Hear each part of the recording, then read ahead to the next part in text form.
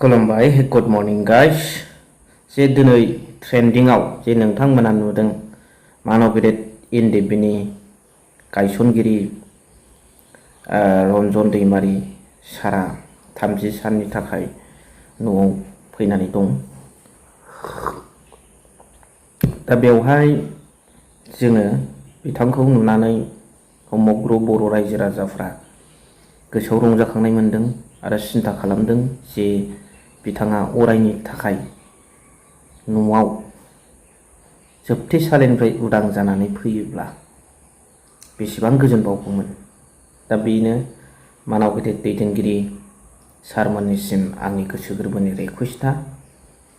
बे फुं बाहागोआव आं बेखौनो रिकुवेस्ट खालामगोन जोंनि दैदेनगिरि जेखि दैदेनगिरि बाव राजखान्थि फाराग गैया, धोरोम फाराग गैया, जेखि दैदेनगिरि जाया मानो जोंनि बर'नि दैदेनगिरि बिथां सारमोननाव जे बिथाङाबो हारिनि थाखाय नांबोबाय जुजिबोबाय, एसेबाबो उदां भाबै मुखुलि भाबै जाय थकार कारनि अधिकार আছে ओइ पृथिबि बे बुहुमाव उदाङै थांनानै थानाय बिसि फिसाजों रुजु रुमु ओंखाम खब'से जालांनो गाव गोसोजों बुङाबाबो दावहारु हिसाबै जोंनि नोजोराव बिथाङाबो सासे सुबुं हिसाबै बे माखासे सम बिथाङा हारिनि मावनायाव एंगारबोबाय। नैबे बाहागोआव न'आव जाहाथे फैनानै उदां भाबै थानो हायो, बिदि जोबथेसालियाव थानाङा, बेखौ आङो गोसो गोरबोजों हास्थायो। लोगोसे दैदेनगिरि सारमोना जाहाथे थाबैनो बिनि थाखाय माबा मोनसे बेबस्था लायो, आं बेखौ रिकुवेस्ट खालामहरो। आयेनगत भाबै लासैनोबाबो नैबे 2027 सिमावहाय माबा मोनसे रेहाय जायो नामा बेखौ आङो रिकुवेस्ट खालामबाय। दा एसेनोसै। दा बिथांनिनो बिनानाव डक्टर रन्जन दैमारी मेडामा मा बुंदों बेखौ नोंथांमोना जोबजासिम नायलांदो आरो जोबनायाव कमेन्ट होबानो जाबाय। बिथाङा दिनै एनुवेल जिथु लिभ मोनो, जायफ्रा कनभिक्ट जायो बिथांमोना बोसोरथाम कमप्लिट थाखांनायनि उनावहाय बोसोरफ्रोमबो लिभ मोनो एबा सुटि मोनो। बे सुटियाव फैदों। गिबि बोसोर सुटि होयोब्ला 20 साननि थाखाय होयो। थांनाय बोसोराव 20 साननि थाखाय फैदोंमोन। देग्लायनिफ्राय बिथाङा बोसोरफ्रोमबो 30 सान बेबादि सुटि मोनगोन। बेनि थाखाय जों न'खरनिफ्राय एप्लाइ खालामनो नांगौ। जों बेखौ एप्लाइ खालामदोंमोन जुलाइ मासावनो।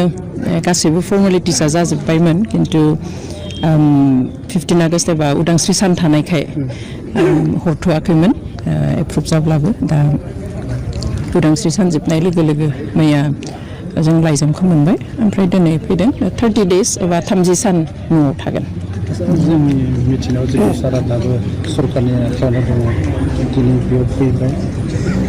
बे बेलायाव सारा जितु सरकारनि आखायावनो दङ, अब्लाबो दिनै सारा बेयाव फैबाय। दा किसुमाना गोबां दान्थे बिदान्थेबो बाथ्रा बुंनायखौ नुनो मोनो।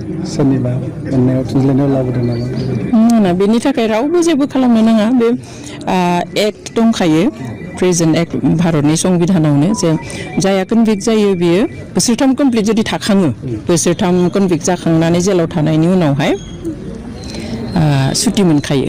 ओमफ्राय बेनि थाखाय सोरबा सोरखारनि गोहोम बा सोरबा दैदेनगिरिनि बुंनाय बेनि थाखाय जेबो नङा, जेबो लेना देना गैया। बेवहाय जोङो फर्मेलि अफिसाव एप्लाइ खालामनो नांगौ आरो बे मथे आइजि प्रेजेन्ट अफिसनिफ्राय बिसोर एप्रुभ खालामो। जोंनि जायगायावहाय रिपर्ट लाहरो, जोंनि डिस्ट्रिक्टनिफ्राय डिसि ओमफ्राय एसपि, लकेल पुलिस स्टेसन, बिसोर गासैबो मोनसे जथायहै न' नायनानै सिटुवेसनफोरखौ नायनानै मोनसे रिपर्ट हरो आरो बिनि सायावसो एप्रुभेल होयो। बेयाव रावनिबो आखाइ थाया।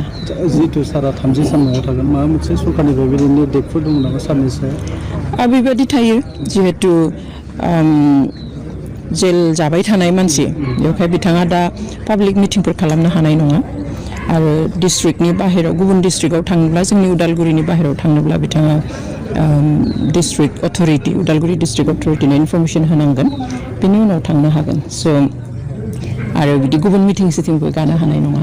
दुलाराय बर' रायजोआनो दिनै सारजों दङ, जितु सारनि थाखाय मालाबा आर'जबो गाबो, गोग्गो देहानि थाखाय। दाबायदियाव सारनि देहाया मा अबस्थायाव? देहायाथ' थिगैनो दङ गेजेरावहाय एसे फिसा बिला प्रब्लेम जादोंमोन खिन्थु दा थिगैनो दं आसा खालामो आफा इसोरा जेब्लायबो बिदिनो मोजाङैनो लाखिबाय थागोन गोसो आरो देहा मोननैखौबो थांफिननाय डेटआ 19th औ 19 सेप्टेम्बर बे बारावहाय 30 साननि थाखाय फैबाय आरो अराय समनि थाखाय माब्लाबाफोर फैगोन होनना नोंथाङा सानो बेखौथ' आं साननाय बादि बा नोंथां साननाय बादि जानायमोनब्लाथ' जों बुंनोनो हागौमोन सिगाङावनो खिन्थु दायो जिथु स्टेटआ सुप्रिम कर्टआव थानाय केसा दा जोङो एप्रिलनिफ्राय हियारिं डेट मोनाखै मोनैनि जाहोना एप्रिल दानावहाय जों खबर मोनफैबाय जोंनि सुप्रिम कर्टनि एडभकेटआ बुंबाय जे जोंनि जाय जाज मेइन जाज माने 2 जाजेस बेन्च जेरावहाय बे केसखौ सायदों सासेया थांलाय फैलाय जाबाय थायो खिन्थु सासेया पार्मानेन्टलि बेयाव थायो थ' बिथांखौ केरालानि जिथु सबरिमाला केस बे सबरिमाला केसखौ रिअपेन खालामनायावहाय बेखौ डेइलि